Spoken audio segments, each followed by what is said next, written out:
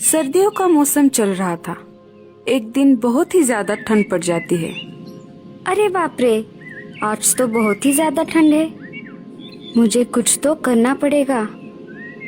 अगर मेरा घोंसला मुझे गर्म रखना है तो मुझे आग जलाने के लिए लकड़ियाँ जमा करनी पड़ेगी, नहीं तो मैं इस ठंड में मर ही जाऊंगी। लेकिन मैं ये काम अकेली नहीं कर सकती, मुझे किसी की मदद लेनी पड़ेगी। लाडो मीनू चिड़िया के पास चली जाती है। अरे मीनू मौसी, तुम क्या कर रही हो? कुछ नहीं लाडो। अच्छा ठीक है, तुम बताओ, तुम यहाँ कैसे?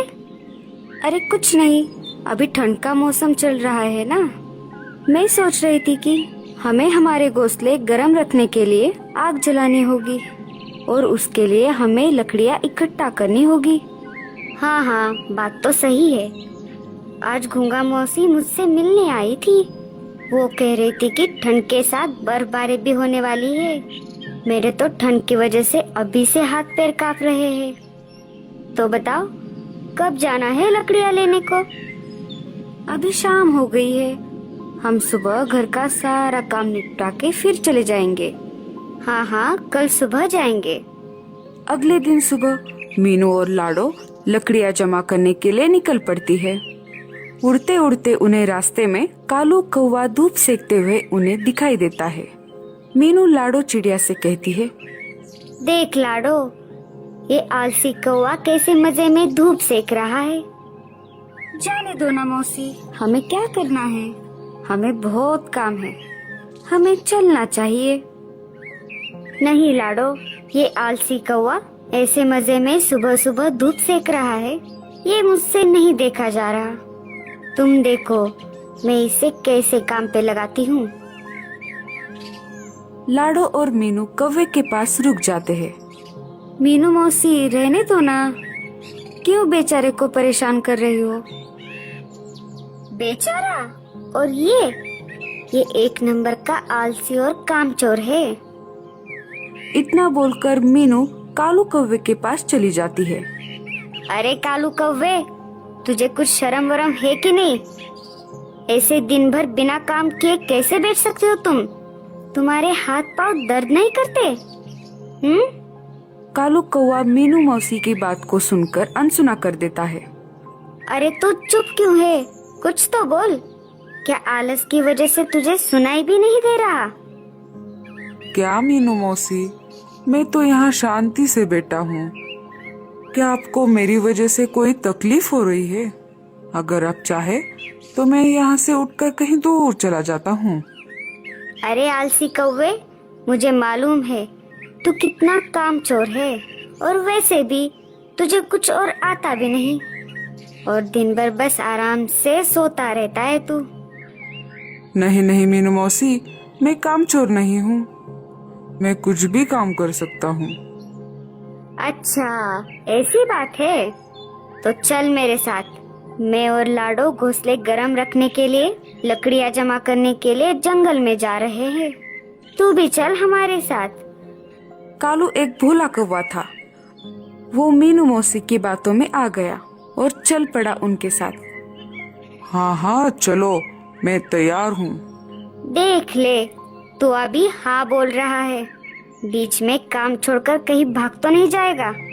अगर तूने ऐसा किया तो मैं तुझे हमारे ग्रुप से निकाल दूंगी।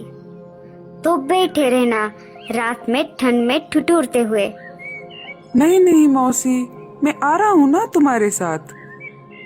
ये मीनू मौसी भी ना किसी को भी अपनी बातों में फंसा लेती है और अपना काम करवा लेती है। लाडो, मीनू मौसी और कौवा तीनों जंगल की तरफ निकल पड़ते हैं। थोड़ी दूर जाते ही लाडो को जमीन पर कुछ लकड़ियाँ दिखाई देती है। चलो हम यहाँ से एक एक लकड़ी उठा लेते हैं। तीनों एक एक लकड़ी उठाकर लाडो चिड़िया की घोंसले की तरफ निकल पड़ते हैं।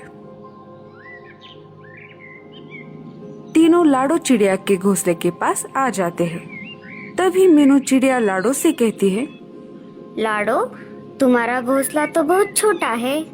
अगर हम यहाँ लकड़ियाँ इकट्ठा करेंगे तो घोंसले में रहने के लिए जगह नहीं रहेगी, और फिर हमें आग भी तो जलानी है। हम एक काम करेंगे, मेरा घोंसला बहुत बड़ा है, हमें लकड़ियाँ मेरे घोंसले में जमा करते हैं। रात में हम तीनों वहीं पर आग जलाएंगे और आराम से सो जाएंगे। आप सही कह रही हो मीना मौसी, हम वैसा ही करेंगे। कालू भैया चलिए, हम मीनू मौसी के घोंसले की तरफ चलते हैं। कालू लाडो की हाँ में हाँ मिलाकर पीछे पीछे चल पड़ता है।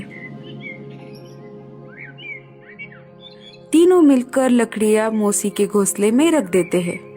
चलो, हमें और भी लकड़ियाँ लानी पड़ेगी। ये लकड़ियाँ तो हमें आग जलाने में कम पड़ जाएंगी, हमें कुछ और लकड़ियों की जरूरत पड़ेगी। तभी मीनू चिड़िया पाँव में मोचाने का झूठा नाटक करती है। अरे बाप रे, ओई माँ, मर गई रे, शायद मेरे पैर में मोच आई है, मैं अब लकड़ियाँ नहीं उठा पाऊंगी। कोई बात नहीं मौसी, आप आराम कीजिए, मैं और कालू भैया जाकर लकड़ियाँ जमा कर देंगे। इतना बोलकर लाडू और कालू वहाँ से लकड़ियाँ लाने के लिए उड़ जाते हैं। दिन भर दोनों लकड़ियाँ जमा कर रहे थे। ऐसा करते करते मीनू मौसी के घर में लकड़ियों का ढेर लग जाता है। अरे वाह, इसे कहते हैं सुकून की जिंदगी। रात में तीनों मिलकर मौसी के घर आग जला लेते हैं और आराम से सो जाते हैं। जब सुबह हो जाती है, कालू कहता है कि कल तो बहुत अच्छी नींद आई मुझे, लेकिन अब मुझे बहुत ज्यादा भूख लग रही है। भूख तो मुझे भी लगी है कालू भैया, देखते हैं मीनू मौसी के घर कुछ खाने के लिए है कि नहीं। लाडो मीनू मौसी से कहती है, अरे मीनू मौसी, हमें बहुत भूख लगी है, क्या आपके पास कुछ खाने को है? हाँ हाँ, मेरे पास थोड़ा अनाज बचा है, ये लो। आखिर तुमने हमारे लिए इतना सारा काम जो किया है। दोनों थोड़ा थोड़ा करके अनाज खा लेते हैं। खाना खाने के बाद लाडो कालू से कहती है, चलो कालू भैया, हमें और लकड़ियाँ जमा करनी होगी। तभी मौसी उन दोनों को रोक लेती है और कहती है, लाडो, तुम एक काम करो, तुम लकड़ियों के बजाय अनाज जमा करो। घर में सिर्फ थोड़ा ही अनाज बचा है, अगर मैं अकेली होती तो अनाज बच जाता, लेकिन अब हम 3 हैं, इसलिए हमें और अनाज चाहिए। आप सही कह रही हो मौसी, मैं और कालू भैया अभी निकलते हैं। दोनों अनाज लेने के लिए निकल पड़ते हैं। उधर लाडो और कालू मेहनत कर रहे थे और इधर मतलबी मीनू मौसी मजे से अपने घोंसले के बाहर धूप सेकते हुए बैठी थी। ये सर्दियाँ कितनी अच्छी होती है, रात में आग जलाओ और दिन में मस्त धूप सेको। ये दोनों अनाज लेकर वापस आए, तब तक मुझे घर का दरवाजा अंदर से बंद कर लेना चाहिए। मैंने उन दोनों से झूठ कहा है कि अनाज खत्म हुआ है, लेकिन ऐसा नहीं है, मैंने बहुत सारा अनाज पहले से ही जमा करके रखा हुआ है। अब मेरे पास रात में आग जलाने के लिए लकड़ियाँ भी बहुत है। मेरी पूरी सर्दियाँ ऐसे ही मस्त निकल जाएंगी। इधर लाडू और कालू अनाज ढूंढते ढूंढते बहुत दूर तक आ जाते हैं और उन्हें वापिस आते आते रात हो जाती है और इधर मीनू मौसी घर का दरवाजा बंद कर देती है। रात हो जाती है और दोनों मीनू मौसी के घर के बाहर आ जाते हैं। लाडो घर का दरवाजा खटखटाती है। मीनू मौसी, ओ मीनू मौसी, दरवाजा खोलिए, हम हैं। शायद मौसी सो गई है, मैं देखता हूँ। अरे मौसी, जल्द दरवाजा खोलिए, बाहर बहुत ठंड है। अगर तुम थोड़ी देर दरवाजा नहीं खोलोगी तो हम यहीं पर जम जाएंगे। मीनू मौसी को उन दोनों की आवाज सुनाई दे रही थी, लेकिन मतलबी मीनू मौसी ने दरवाजा नहीं खोला। वो चुपचाप अपने घोंसले में सोती रही।